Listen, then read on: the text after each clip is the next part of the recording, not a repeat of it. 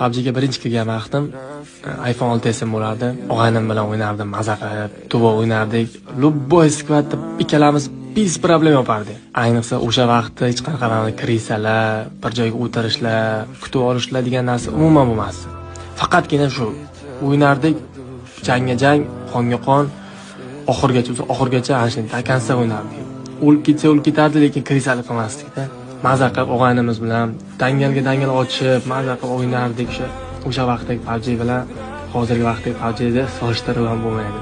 Keyin o'sha vaqtda baribir ham og'aynimiz bo'lardi. Maza qilib o'ynardik. Hozir esa aniq bilaman, bir o'zlariz qolgansizlar. Hamma og'aylaringiz ketgan PUBG'dan. Bitta o'zlariz qolgansizlar. PUBG o'ynaysizlar, shu PUBG'dagi do'stlar bilan o'ynaysizlar ekan hayotdagi. Vallahi o'tirdim, birinchi PUBG boshlagan paytlarim esimga tushib ketdi. O'rtalarim bilan bitta uyga yig'ilib PUBG o'ynardik. Ularning hammasini o'zlarining telefonlari bor edi.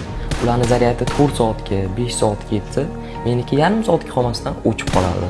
U ham bo'lsa meni telefonim emas edi. Ayamda eski Avonis degan telefoni bor edi. O'shanda olib iltimos qilib, ruxsat so'rab o'ynardim. U ham yarim soatga bormasdan o'chib qolardi zaryadi. Lekin shunda ham hamma o'rtoqlarimni TDMda yutardim. Men shularga aytdim, men xudo olsa degan, ular meni ustimdan kulgan.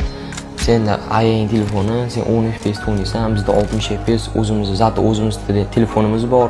Sen bizni yutsang ham shunaqa deb gapirardi. Men shunda ularga va'da berganman.